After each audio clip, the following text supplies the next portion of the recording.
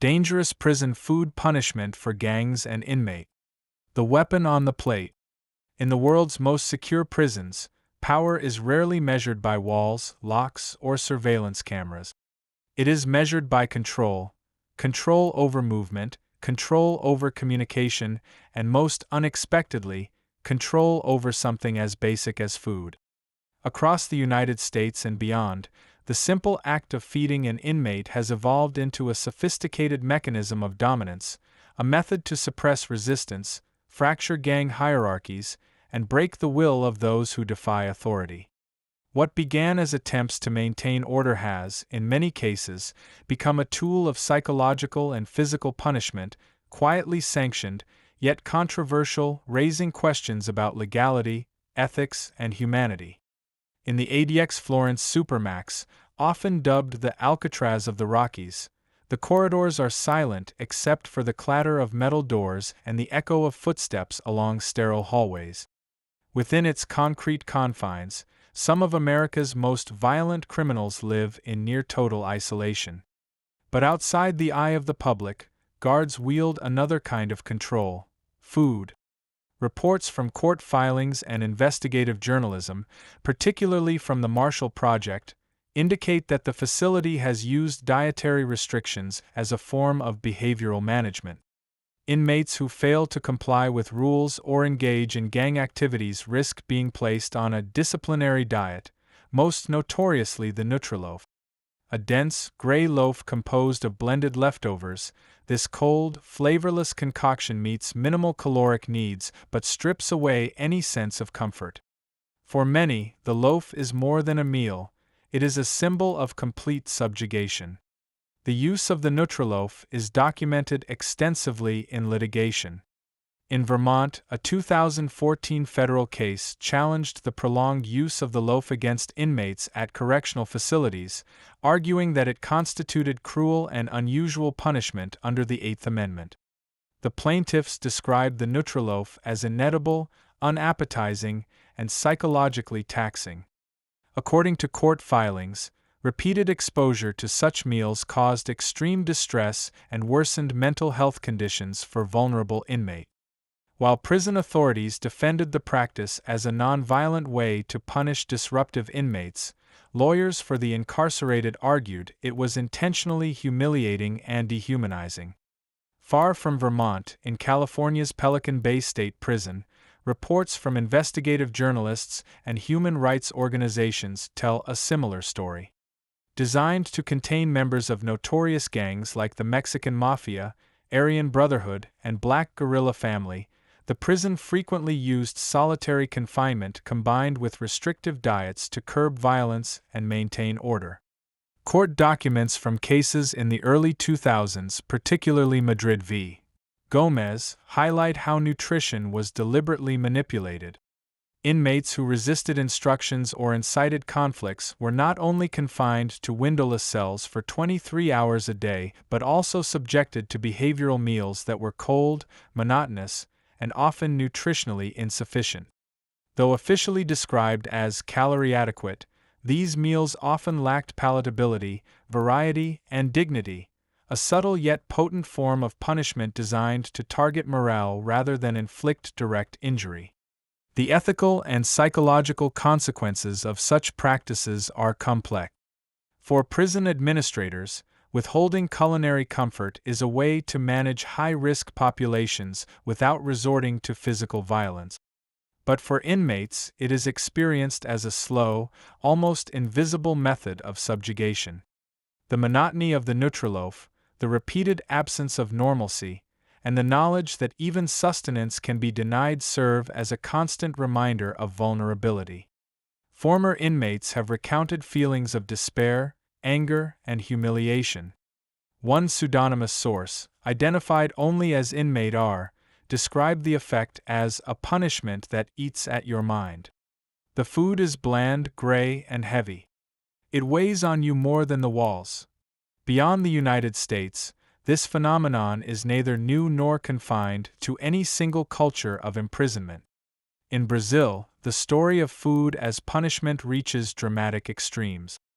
Following the catastrophic 2017 prison riots in Manaus, which left over 120 inmates dead, survivors provided chilling testimony to Folha de São Paulo.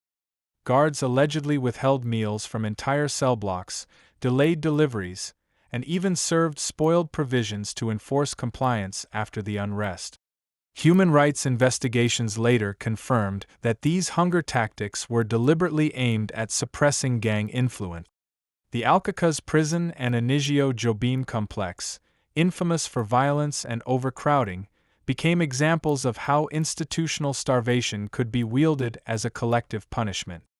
Inmates described days without food, no access to water, and conditions that fostered both disease and desperation. These measures, according to investigators, were intended to fracture gang alliances, eliminate perceived leaders, and impose psychological submission.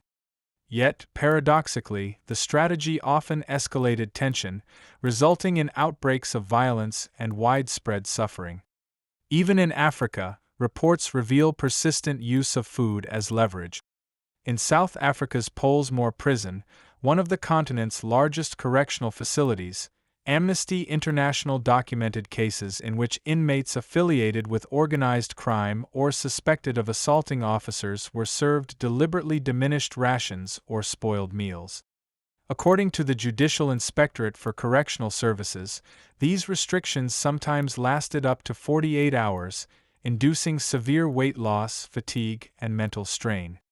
Similar accounts emerge from Nigeria's Kirikiri maximum security prison, where activists report that food deprivation was not only a tool of discipline but also a subtle form of intimidation to weaken inmate networks. Survivors describe the effect as a slow punishment. The body starves while the mind registers a profound loss of agency. Reports from Asia, though often limited by censorship and lack of transparency, suggest analogous patterns. In Thailand, the Philippines, and China, authorities reportedly manipulated food provision to enforce compliance among inmates linked to violent or political gangs. Former prisoners in China have testified that refusing to work or resist authority could lead to complete denial of meals. Officials describe this as behavioral correction, yet testimonies suggest a method designed to psychologically coerce rather than physically harm. In these regions, as in the Americas and Africa, food serves as both sustenance and instrument of control, a tangible symbol of power over life within confined spaces. Legal scholars and human rights advocates argue that such practices exist in a gray area of correctional policy. The United Nations Standard Minimum Rules for the Treatment of Prisoners, also known as the Nelson Mandela Rules, explicitly prohibit the use of hunger or malnutrition as punishment. Nevertheless, in many jurisdictions, prison authorities defend behavioral diets as necessary for safety, particularly in Supermax or high-risk facilities.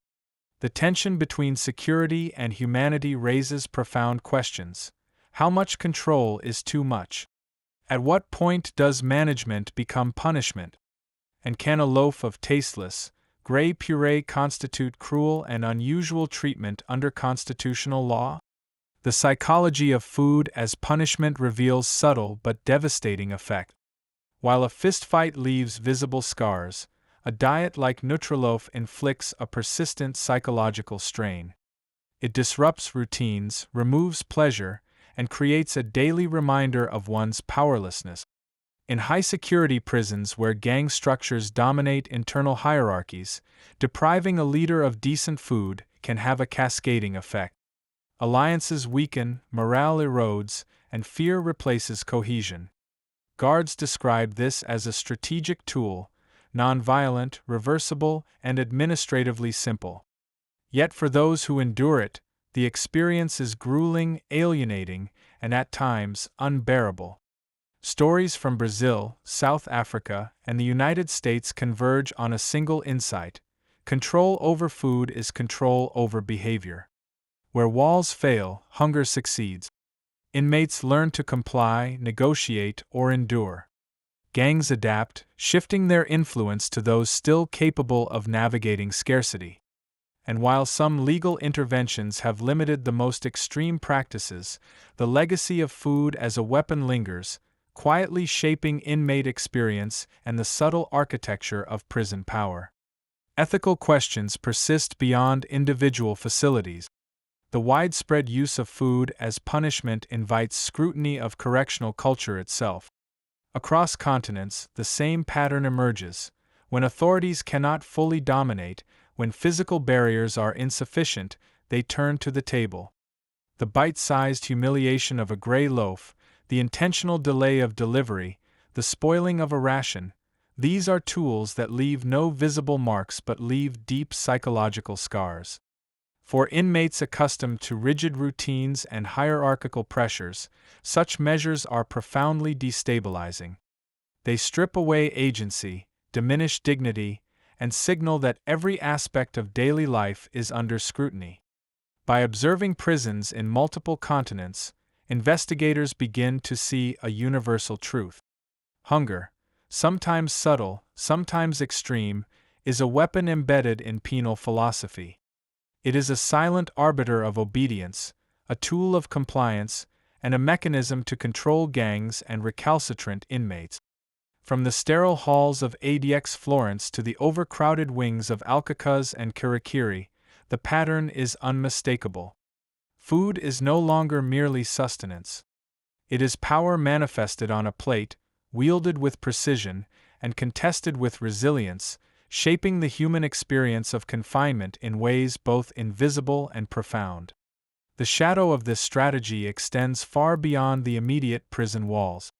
Families of inmates observe hunger-induced weight loss and psychological decline.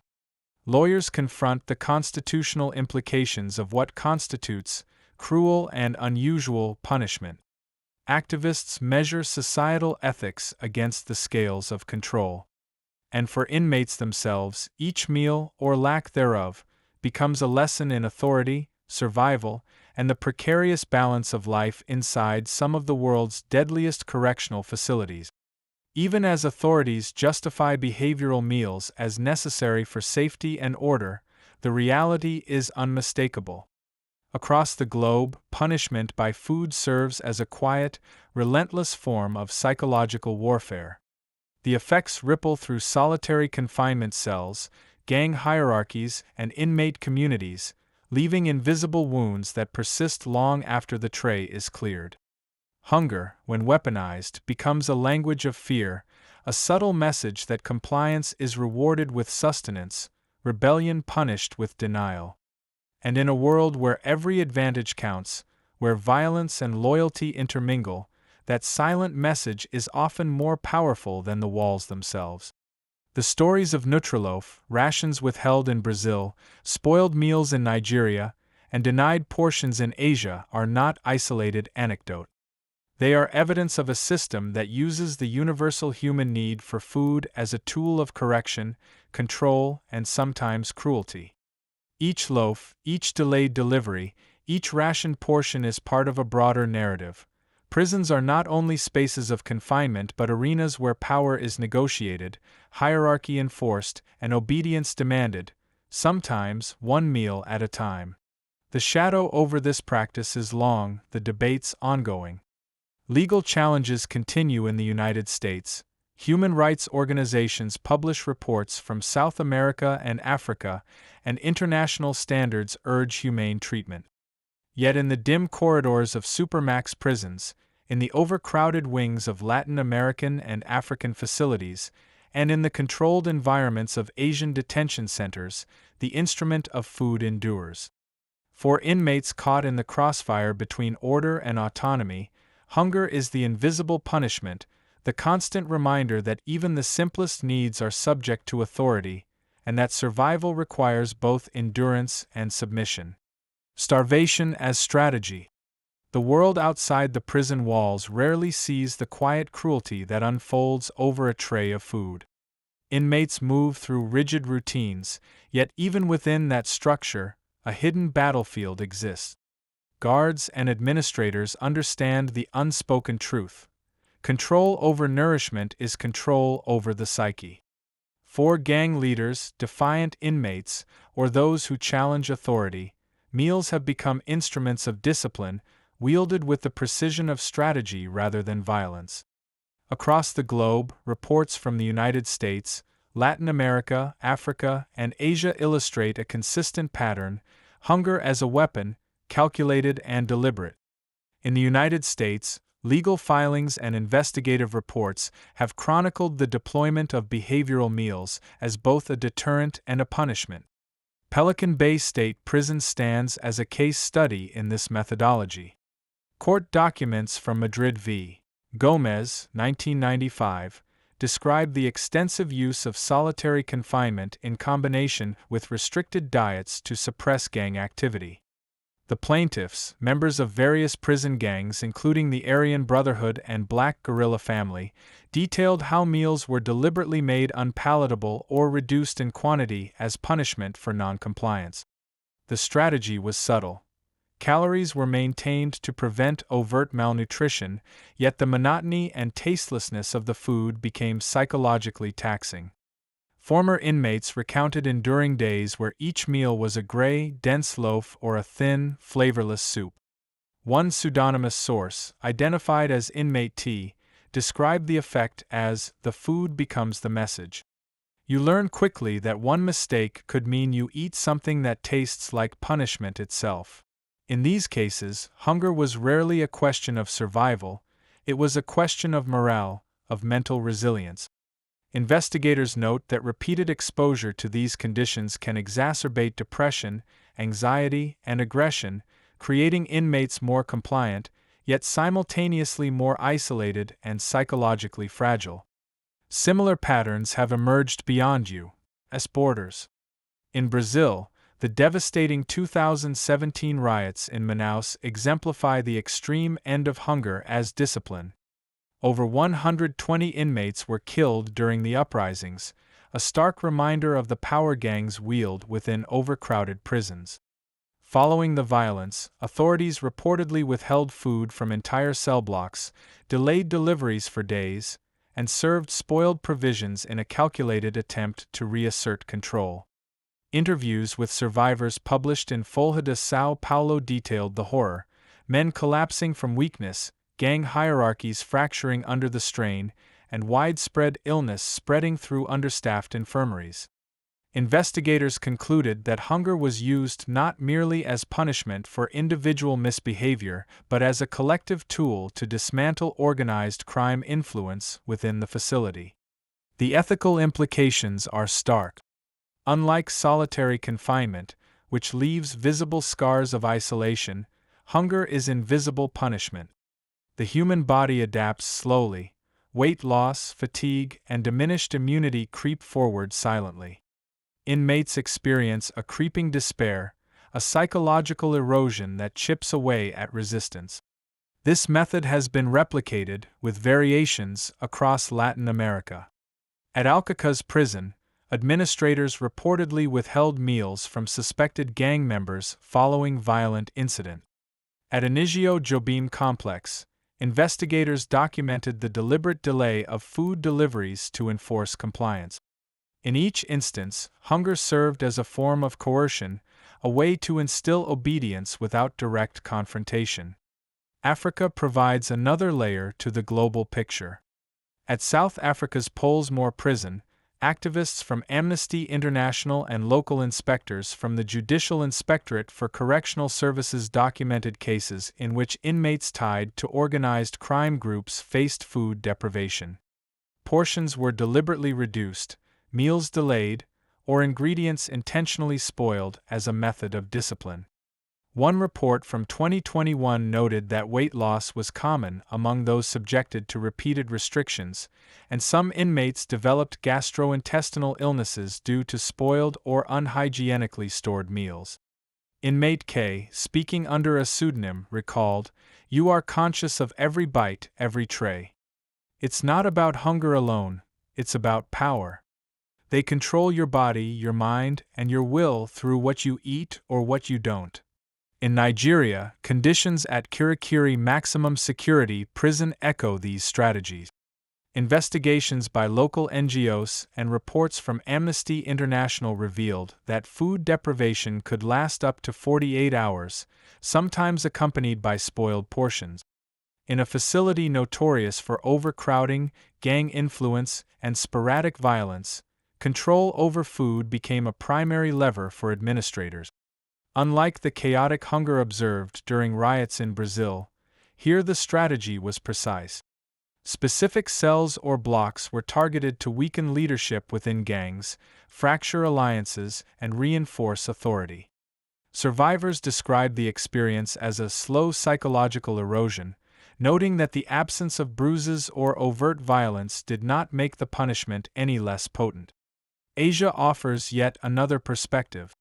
In Thailand, the Philippines, and China, hunger has historically been a silent tool for enforcing compliance.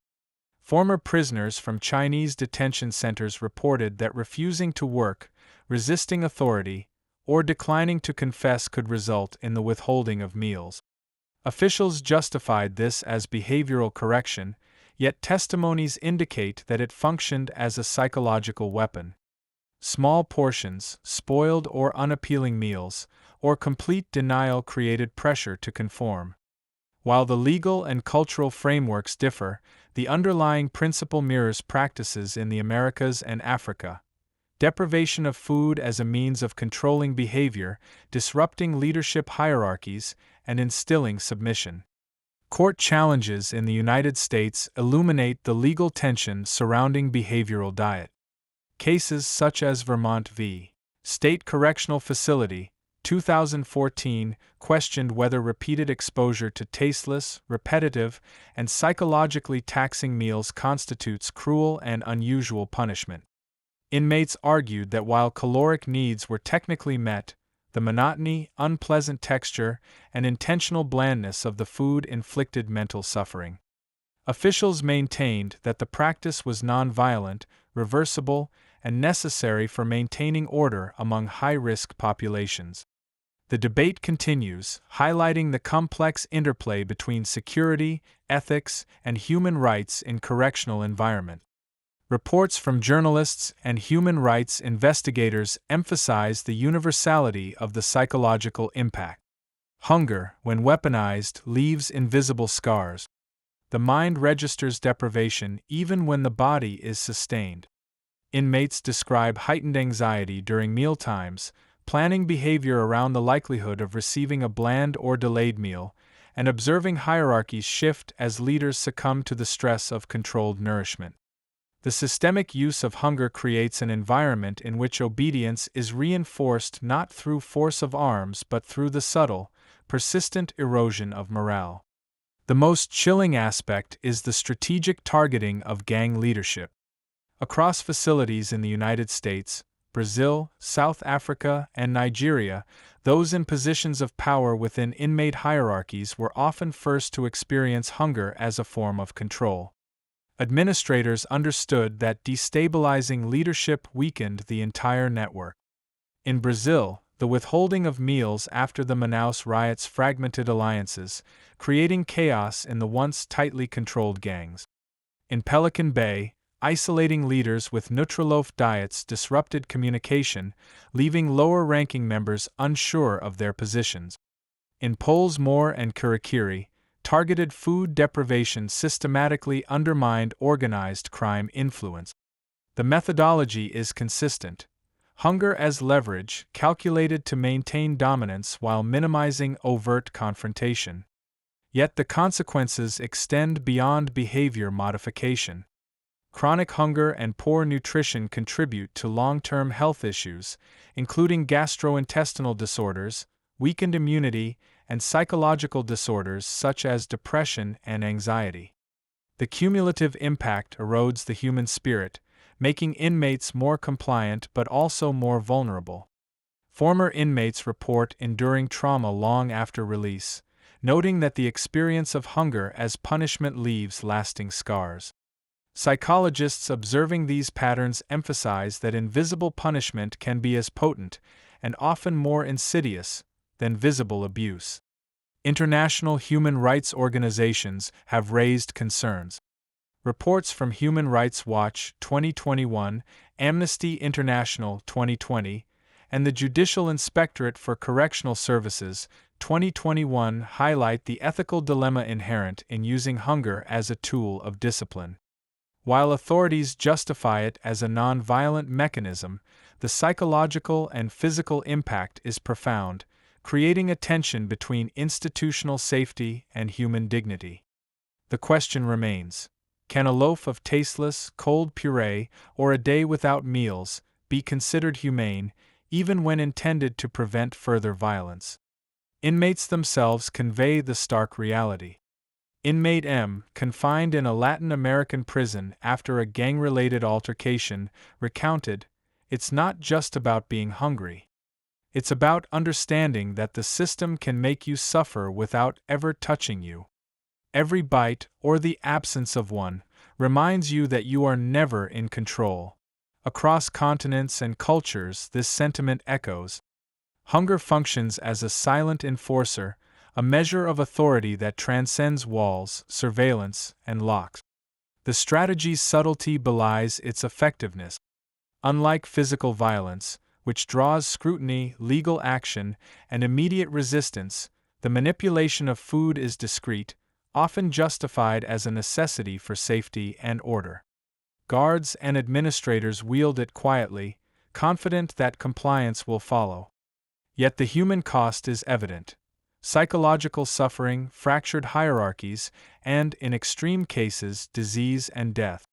From high-security Supermax facilities in the U.S. to overcrowded penitentiaries in Latin America, Africa, and Asia, the lesson is consistent. Control over nourishment is control over the prisoner's mind, body, and will. Even the smallest decisions, the timing of a meal, the quality of ingredients, the composition of a single loaf, can ripple through the prison ecosystem. Gang alliances shift, morale fluctuates, and subtle resistance is quashed before it gains momentum. Hunger becomes a language understood by all: comply or endure the invisible, unrelenting weight of deprivation. As investigations, lawsuits, and human rights reports continue to emerge, the debate intensifies. Authorities argue necessity, advocates decry cruelty.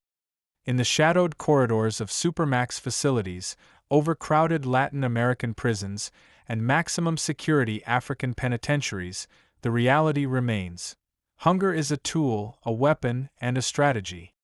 It is silent yet persistent, invisible yet devastating.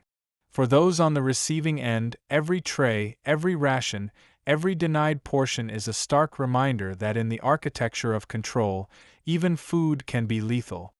Lives on the edge of hunger. Prisons are often described as microcosms of society, but the world inside is harsher, rules sharper, and consequences far more immediate. In the battle between authority and rebellion, hunger has become one of the most potent instruments of control. Across continents, from the United States to Latin America, Africa, and Asia, documented cases reveal a grim reality. For gang leaders, unruly inmates, and those who resist, food is both weapon and punishment, carefully calibrated to instill obedience while avoiding overt physical confrontation. In the ADX Florence Supermax, reports and court filings highlight the use of behavioral meals against some of the nation's most dangerous prisoners. The notorious Nutraloaf, a dense, gray loaf of pureed leftovers, became emblematic of this strategy. According to investigative reports from the Marshall Project, 2019, and federal court filings, inmates placed on Nutraloaf diets often suffered severe psychological distress. One pseudonymous source, Inmate J, recounted enduring multiple weeks of the diet after a minor infraction. "You eat it because you have no choice. But it's not food. It's a reminder. Every meal tells you they control you, completely." Legal challenges, including cases in Vermont and Pennsylvania, questioned whether the prolonged use of such diets violated the Eighth Amendment's prohibition against cruel and unusual punishment. Inmates argued that while caloric needs were technically met, the monotony and tastelessness caused profound psychological suffering. Across the continent, Pelican Bay State Prison offered a similarly stark example. Court documents from the early 2000s, particularly Madrid v. Gomez, detailed how solitary confinement combined with restricted or unappetizing meals targeted gang leaders within the facility. Members of gangs like the Mexican Mafia, Aryan Brotherhood, and Black Guerrilla Family described the dual punishment as physically tolerable yet mentally exhausting. A former inmate, Inmate S, described the experience. You can eat and survive, but it breaks you in other ways. The hunger is there, but worse is the knowing. Every bite is a message. They control everything, even the most basic human needs. These cases underscore a critical truth. Hunger, weaponized carefully, can undermine resistance and fracture leadership without leaving visible marks. The phenomenon escalates dramatically in Latin America, where overcrowding and gang influence amplify the consequences of hunger. Following the 2017 Manaus riots in Brazil, which claimed over 120 lives, authorities allegedly withheld food from entire blocks of prisoners. According to Folha de São Paulo, inmates recounted days without adequate meals, contaminated water, and spoiling food deliveries. Gang hierarchies destabilized as leaders struggled to maintain control under the strain of starvation, while disease spread rapidly among the weakened population. Human rights investigators concluded that hunger was used intentionally to punish gang members and force compliance, transforming sustenance into a silent yet devastating weapon. In Alcaçuz prison, the second largest facility in Brazil, the strategy was reportedly even more targeted. After outbreaks of violence, guards selectively restricted food for suspected gang leaders. Interviews with survivors, documented by Amnesty International 2020, revealed that hunger was accompanied by other forms of deprivation, such as delayed medical care or restricted visitation. One pseudonymous inmate, Carlos R., recounted the psychological effect. When you don't eat, you start to think differently. You argue less. You obey. It's not the body that breaks first, it's the mind. Africa provides another window into this grim reality. In South Africa's Pollsmoor prison, inspectors documented targeted deprivation against inmates affiliated with organized crime. The Judicial Inspectorate for Correctional Services, 2021, reported cases where food was intentionally limited or spoiled, often for 24 to 48 hours, with the goal of undermining leadership within gang networks. Similarly, at Nigeria's Kirikiri maximum security prison, human rights organizations documented practices in which inmates received reduced or contaminated meals after disciplinary incidents. Survivors described these periods as not only physically challenging but mentally debilitating. One former inmate recalled, "They don't hit you. They don't need to. Every missed meal is a reminder that you have no power. Hunger becomes their language, and you are forced to listen." Asia also provides stark examples, though information is more limited due to censorship. In China, former inmates reported that refusing to cooperate or resist authority could result in complete denial of meals. Officials defended the policy as behavioral correction, yet testimonies indicate that it functioned as psychological coercion. Similar patterns appear in Thailand and the Philippines, where food restriction was used against gang-affiliated prisoners after altercations or insubordination. Across these regions, the effect was consistent. Hunger imposed compliance, weakened leadership, and instilled fear without overt physical abuse. High-profile cases reveal the human cost behind these policies. In Illinois, federal court documents detail lawsuits filed by inmates challenging the prolonged use of restrictive meals. Plaintiffs argued that repeated exposure to tasteless or bland diets caused anxiety, depression, and humiliation. In Vermont, another federal case highlighted the physical toll, with inmates experiencing weight loss and fatigue due to intentional monotony and poor palatability, even while meeting minimum caloric requirements. Legal debates persist, centering on whether such diets constitute cruel and unusual punishment under the U.S. Constitution. Despite the controversy, prison administrators argue that behavioral meals are necessary tools to maintain order among high-risk populations. Officials note that physical violence carries greater risk, legal scrutiny, and administrative complications, while hunger can enforce compliance quietly, predictably, and without direct confrontation. Yet for those subjected to this strategy, the effect is profound.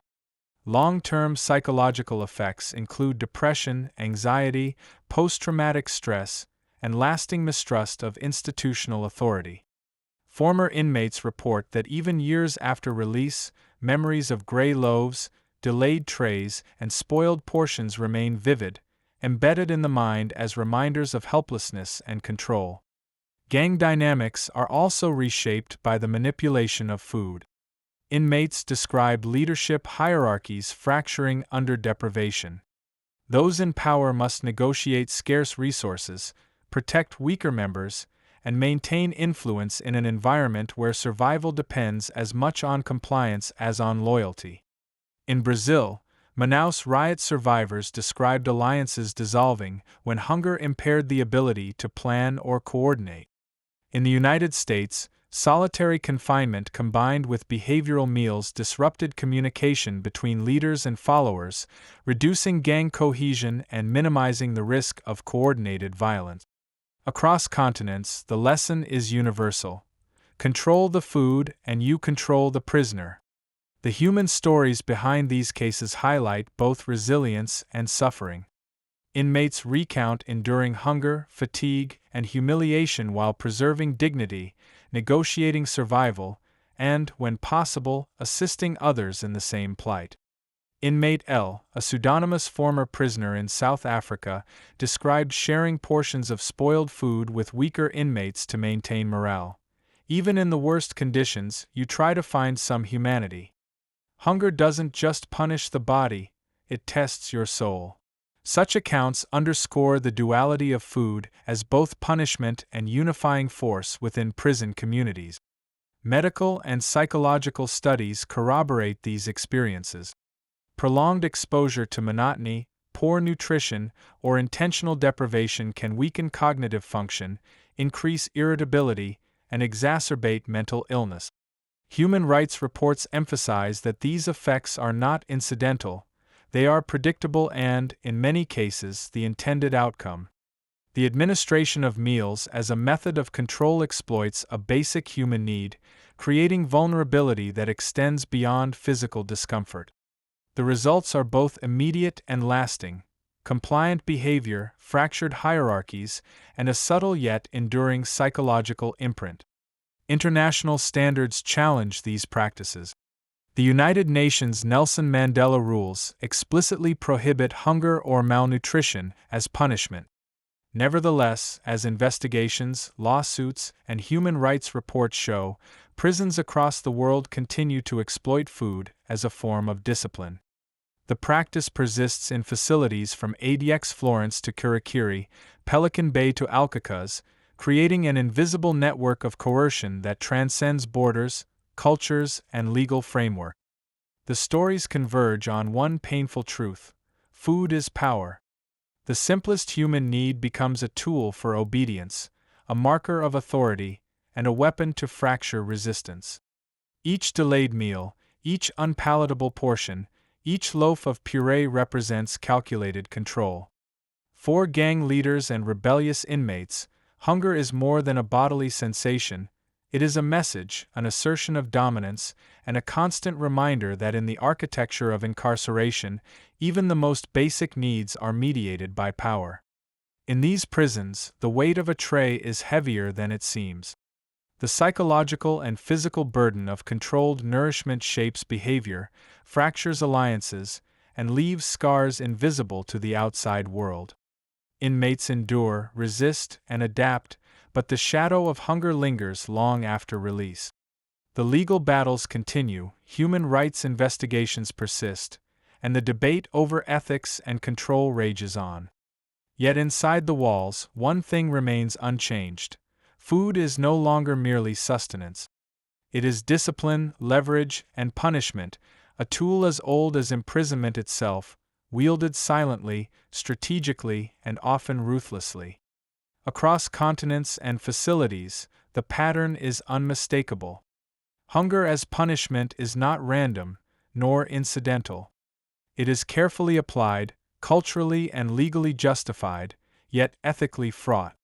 From high-security Supermax prisons in the United States to overcrowded penitentiaries in Latin America and Africa, and to politically sensitive detention centers in Asia, the lesson is consistent.